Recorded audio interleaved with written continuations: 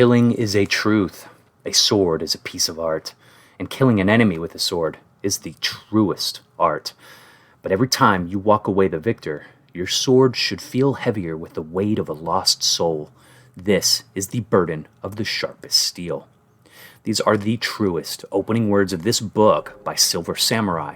And this is our second half to the Ten of Swords installment after Wolverine number 6. And this fourth chapter, it's the incredible sequel to Wolverine's quest of finding the Muramasa blade.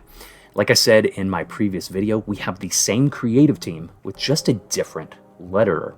It really turns out and makes these two books kind of a giant-sized issue to be continued and just picking right back off. Benjamin Percy is writing, Viktor Bogdanovic is doing the art, Matthew Wilson on colors, Joe Caramagna on lettering. And before we get too much further, please subscribe and follow along with me on my comic book journey, where I'm mostly talking about Ten of Swords until the end of this event.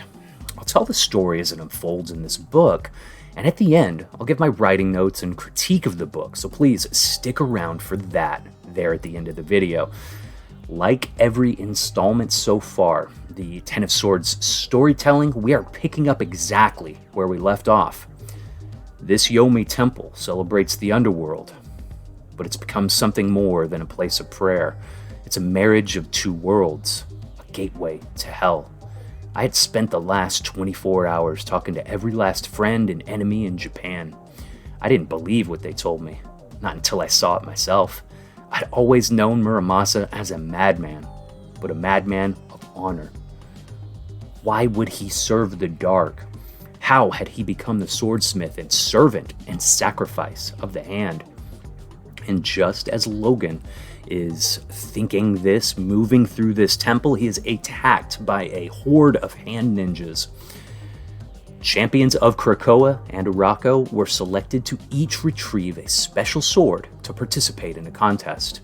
Wolverine of Krakoa and Solemn of Arako were both among the chosen and tasked with obtaining a blade from Master Swordsman Muramasa. Wolverine has followed Muramasa's trail all the way down to hell. You are disappointed in me, Logan-san, but the Hand threatens to destroy my ancestral village. If I didn't help them build an arsenal, I made their metal for the same reason you fight for Krakoa. We are trying to protect the home that we love. I didn't know that once I finished outfitting their armory above, they would require me below. And we see Muramasa forging more weapons in the depths of hell.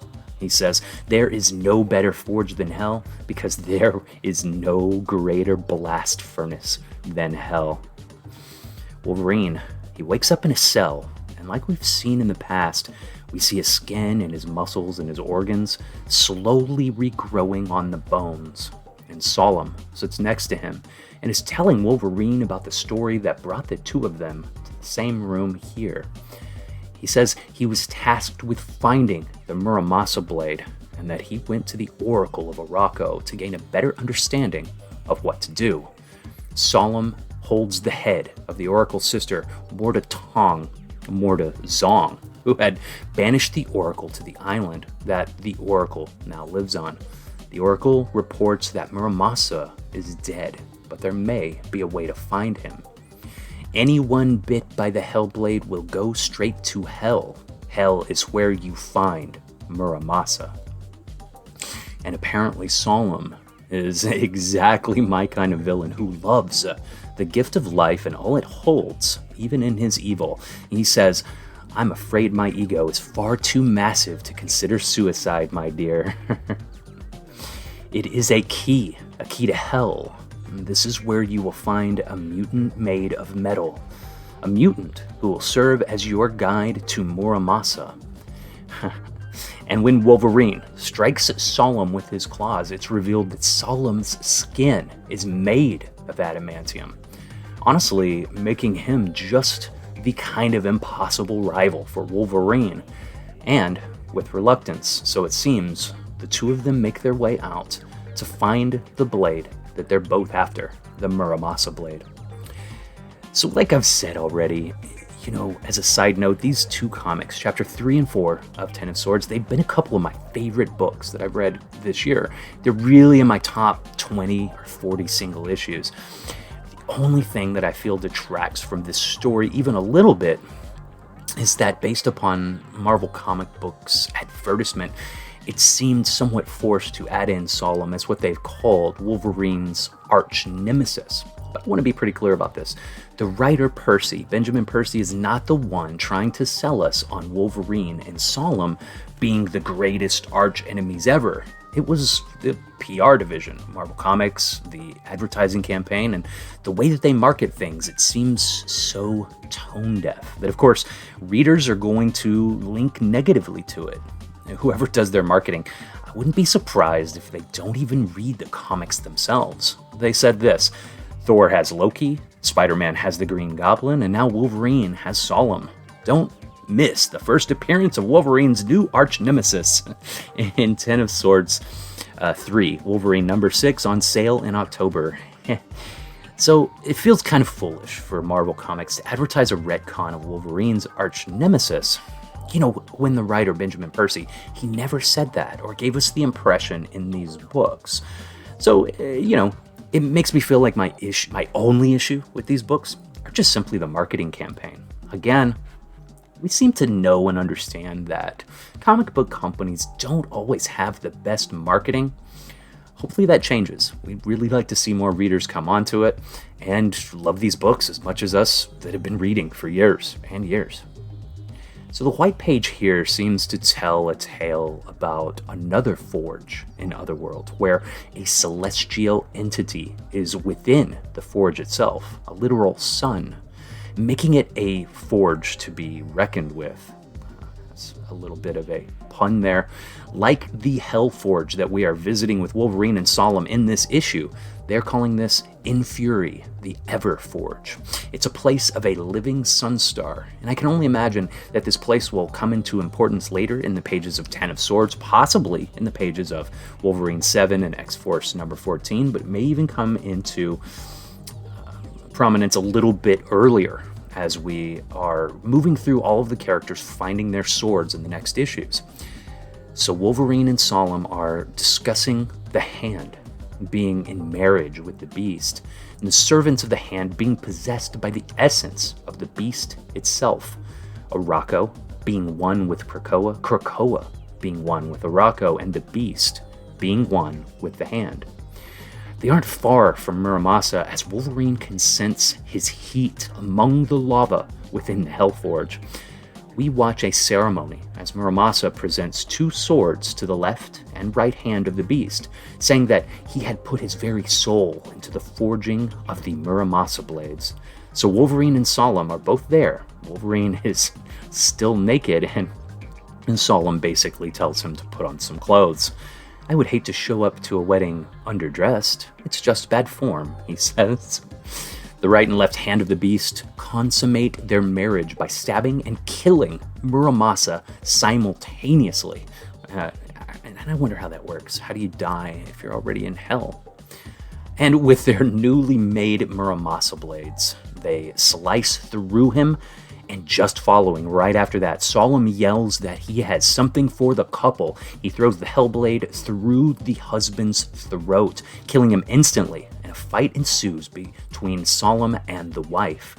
And as Solemn grabs the sword of the husband, Solemn easily overpowers the wife as well, takes both blades, and offers to sell one to Wolverine for a price. A price that we don't discover yet in today's issue, but a price deep enough that Logan mentions it again at the very ending. I have my sword, but it came with a price. Only time will tell if it's worth the cost. And while I liked seeing Wolverine take his place within the Swordbearer's circle here, it made me laugh a little when I thought, has Magic been standing there with her sword this whole time? Like, as much as I enjoy the image here at the end, and of course the art, the writing, after they put their swords in this circle and they light up the little glyph, don't you think that they should be able to maybe go get some lunch or like a sandwich or something? I get pretty hungry just standing there for, who knows how long. And I just have to wonder how much time has passed. I would have at least gone to get a quick bite or something, before getting stuck standing there for, what is it, maybe 3 days is up, Anyway, I hope you're enjoying this entire event as much as I am. The story keeps moving along quite nicely, and it looks like maybe in the next 6 or 7 issues or so, we'll be dealing with the other mutant Krakoa warriors finding their own swords. Because the next issue, Chapter 5, is all about Storm and how she goes to retrieve her sword as well.